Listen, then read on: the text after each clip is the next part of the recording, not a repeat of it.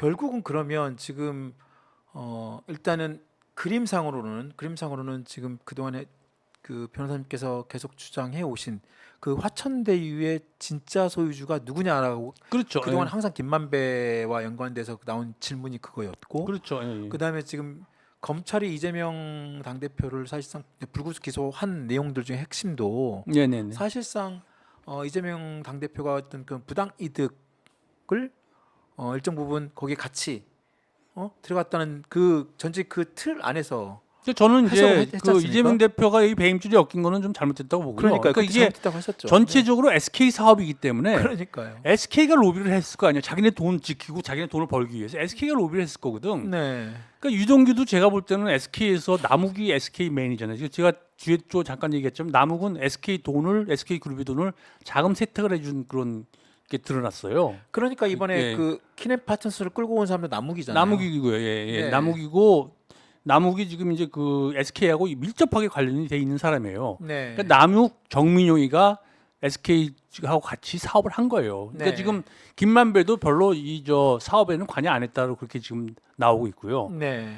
그러니까 유동규도 지금 보면은 과연 이재명 쪽에서 얘기를 한 것이냐, 이재명 쪽을 로비하려고 유동규를 저걸 한 것이냐, 그게 아니라는 거죠. SK가 독자적으로 로비를 해서, 왜냐하면 사업에 꼭 필요한 사람이 유동규였으니까 네. SK가 독자적으로 로비를 했다. 정민용이 남욱 돈만 받았잖아요, 저 유동규가. 맞아요. 근데 정민용하고 또 사업 같이 했고, 그렇습니다. 정민용은 한나라당 저거였는데 어쨌든 정민용도 남욱하고 관련돼서 SK하고 관련돼 있는 사람이란 말이에요. 여튼 그 그 변호사님의 그 주장의 가장 그 핵심은 화천대유의 최종 소유자. 최종 소유주가 누구냐 그거거든요. 그게 그러니까 핵심입니다. 그래서 화천대유의 이제 투자 약정의 정황진 걸 보면 제가 전에도 말씀드렸지만 김만배가 자기 거 아니다라고 그랬잖아요. 그죠? 맞습니다. 예, 그리고 지금 검찰에서 또 바지 사장으로 보고 김만배를 바지 사장으로 보고 수사를 했고 네. 그런 게 나오고 그다음에 요번에 또 하나 증거 나온 거는 정영학이도 네. 자기 거 아니다라고 얘기했대요. 정영학이도 아니대. 그러니까 다 자기 거 아니라는 거예요. 왜 누구 거냐 그러면 SK 거일 수밖에 없어요. 투자 약정이었으니까. 초기에 화천대유가 이제 그 성남의 뜰을 통해 가지고 그 사업 그 따기 전까지 초기에 네네. 그 컨소시엄에 다른데 이렇게 할 수 있는 초기 자금의 쉽게 말하면 시드머니를 키넨파트너스를 통해 가지고 그렇죠. 받았고 그 예. 키넨파트너스의 그 자금줄은 그 아까 말씀드린 최기현 이사장의 그 400억이 그렇죠. 기본됐고 예, 예, 예. 물론 그 최기현 이사장과 키넨파트너스와 화천대유의 이 3자 간에 아까 그냥 그들의 그쪽의 말대로 네네. 어떤 빌리고 빌려주는 관계라고 했을 때도 이자율이 되게 이상했지 않습니까? 그렇죠. 예, 예, 그때도 키넨파트너스가 최 이사장부터 되게 비싼 그렇죠. 이자로 10% 갖고 와서 10% 6.9로 주고. 그렇죠. 10% 가까운 그 이자로 돈을 빌려와가지고 싼 가격으로 예, 오히려 예, 그렇죠. 예, 원래 예. 일반적으로 돈을 빌려가지고 더 높은 이자로 해서 돈을 예, 운영해서 이자를 더 받는 게 그게 맞는 건데 그렇죠. 예, 예. 일반적인 상식으로 그 당시에 그런 돈의 흐름 자체 그리고 돈의 어떤 그런 빌려주는 자체도 좀 상식적이지 않았는데 그렇죠. 예. 지금 아까 말씀하신 것처럼 키넨파트너스와 화천대유의 관계가 단순 어떤 돈을 빌려주는 그런 대여 관계가 아니라 그렇죠. 예. 일본 성남의 뜰로 사업 시행이 그 확정되는 순간부터 그 금액은 바로 투자 방식으로 바뀌는 거고 투자로 바뀌었어요. 네, 예, 예, 예. 투자로 바뀌었고 실제로 이제 그렇게 투자가 됐고 예, 예. 그래서 지금 2021년 막 그때 9월달에 막 엄청나게 검찰하고 막 이렇게 대장동 사건 터질 때는 이렇게까지는 자세하게 안 나왔는데 키넨파트너스가 올해 공정위로부터 최종적으로 SK 계열사로 확인이 되고 예. 그다음에 SK 계열사 확인되는 순간부터 그 실질적인 어떤 지배 관계를 따졌을 때는 SK 총수인 최태원 회장과의 당연히 그렇게 특수 관계로 갈 수밖에 없는 그렇죠. 것이죠. 예, 예, 네. 예. 그래서 지금 변호사님께서는 키넨파트너의 특수 관계 그리고 화천대유와의 그런 여러 가지 그런 금전 거래 관계 네, 네. 그런 정황을 봤을 때 네, 네. 화천대유는 SK 그룹의 소유일 가능성이 높다. 그렇습니다. 예, 예. 그렇게 보시는 거죠. 그렇습니다. 그러니까 이제 투자 약정이 이루어지면 김만배 주식은 명의신탁 잃을 수밖에 없잖아요.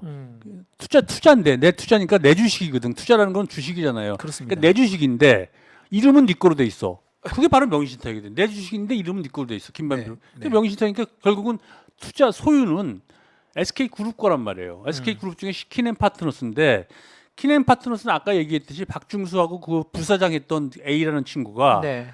베넥스 인베스트먼트 있다가 온 친구들이에요. 맞아요. 그리고 이제 박준수는 그 더 컨텐츠닷컴이라는 그 김준홍이라고 네, 네, 네. 역시 또 최태원 최태원 회장의 회장. 최측근이죠. 맞습니다. 베넥스 인베스트 대표였고 네. 그 횡령 때문에 같이 감옥도 간 사이. 맞습니다. 그런데 맞습니다. 걔랑 같이 번갈아 가면서 대표이사도 했단 말이에요. 네. 그러니까 박중수는 완전히 SK 저 최태원 회장이 사람이에요. 맞아요. 그 사람이 갖고 있는 주식 100%가 박중수 100%가 명의신탁된 거라면 누구의 명의신탁이었겠냐? 그건 최태원 회장이 명의신탁일 수밖에 없죠. 최기현 이사장이 아니라 최기현 이사장은 저 경영에 관여를 안 되는 거니까 이거 뭐 공언을 했어요. 네, 경영에 맞습니다. 관여를 안 하고 네. 내용도 몰라요. 화천대가 뭔지도 몰라요. 네. 최기현 이사장은. 그러니까 이거는 이 주식은 최태원 회장 거란 말이에요. 그러니까 결국은 화천대유의 소유는 최태원 회장의 소유가 되는 거죠. 그래서 이제 법률적으로. 그 시점이 중요하지 않습니까? 네, 예. 그 화천대유 설립 시점이 2015년 2월 달이잖아요. 2월 6일이요. 2월 6일이죠. 그리고 2015년 2월 달이면 한참 최태원 아까 말씀하신 것처럼 최태원 회장의 그런 사면 복권, 사면 로비를 위한 SK그룹의 전방위적인 어떤 그렇죠. 내용들이 예. 막 흘러나오고 예, 예. 할 때 그 그렇죠. 시기가 그게 맞는 것이고요. 그렇습니다. 예, 예. 그리고 그 시기에 맞춰서 2015년 8월 달에 여하튼 그 시기적으로 사업으로 보면 네네. 최태원 회장은 사면 복권이 됩니다. 그렇죠. 예, 예, 그리고 화천대유는 2015년 9월입니까? 그게 언제입니까? 정확하게 그 성남에 때라도 사업을 8월이요. 8월이죠. 그러니까 그게 지금 시기가 어떻게 딱딱 딱딱 맞는 거죠. 예. 예. 딱딱 들어맞는 거예요. 사면 복권 이 사면 로비하고 네. 시기가 딱 맞는 거예요. 화천대유 네. 그 회사의 그 전반적인 사업 추진과 과정이 어차피 시기적으로 좀 딱 맞긴 합니다. 그렇습니다. 예, 네. 예, 예. 8월 예, 예. 그래서 뭐 지금 2월, 3월, 8월 다 그렇죠. 그게 다 관련 2015년. 의미 있는, 예, 예. 예. 그래서 지금 이번에 그 50억 클럽도 네, 네. 이제 여기서 연관시켜서 지금 나오는 파생된 얘기라고 그렇죠. 지금. 예, 맞습니다. 저는 이제 이 화천대유 이 프로젝트가 최태원 회장의 사면 로비 프로젝트다 이렇게 지금 보고 있거든요. 비자금을 만들어야 되니까 사면 로비 하려면 돈이 필요한데 몇백억 정도 돈이 필요한데 비자금을 만들어야 되니까 다른 데서 또 만들면 안 되잖아요. 그럼 또 구속되고 그러니까 화천대유 사업에서 돈 벌어서 만들어 보자. 그렇게 지금 얘기가 된 거라고 보여져요. 그 이제 그때 예전에 SK 그룹 쪽에서는 이제 물론 그런 거에 전적으로 이제 부인을 합니다만 사면 복권 로비는 사면 전에 그리고 그 전부터 해야 되는 것이고 네네. 그리고 그 전부터 그러면 회사를 통해서 설령 만약에 한다 하더라도 그 전에 돈을 만들어서 하는 것이지 이미 사면 복권 난 다음에 그걸 갖다가 회사를 만들어가지고 돈을 집행한다 그건 좀 말이 안 되지 않냐 뭐 이런 얘기도 있습니다만 예, 근데 그렇지는 않죠. 법조인이라는 거는 로비할 때 네. 내가 내일 돈 이거 해줄니까 돈 줘 이렇게 하고는 안 해요. 안 움직여 법조인은. 하고 해주고 나서든 아니면 할 때 조금 받고 착수금이라잖아요. 네. 나중에 큰 돈은 나중에 받는 거예요. 다 아. 잊어버릴만 할 때 그래야지 자기가 부당하게 뭘 안 한 것 같으니까 법조인은 로비가 일반 사람들하고 조금 다릅니다. 그러니까 해주고 그다음에 나중에 잘 되면 네. 돈을 받자 이거예요. 그거는 곽상도도 그 돈을 제대로 문제 없이 받을 때 돈이 많이 돌아다닐 때 받을 거 아니에요. 돈이 네. 뭐 짜잘한 돈밖에 없을 때는 50억 받을 수가 없잖아요. 큰 돈이 들어올 때 받는 거지.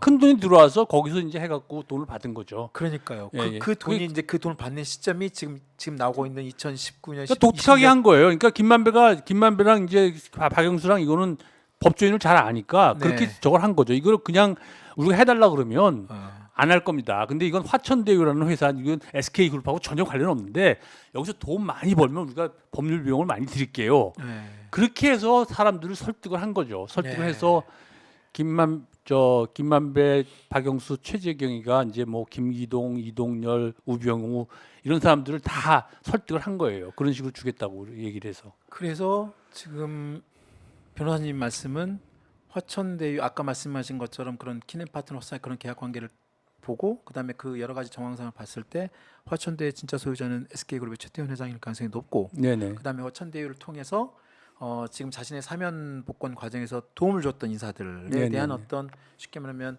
보상비 네네. 차원의 50억 클럽이란 그 내용들이 인문들이 나온 것이고 그렇죠. 예. 지금 변호사님은 그걸 화천대유 프로젝트라고 말씀을 하시는 그렇죠. 예. 화천대유 프로젝트죠. 예.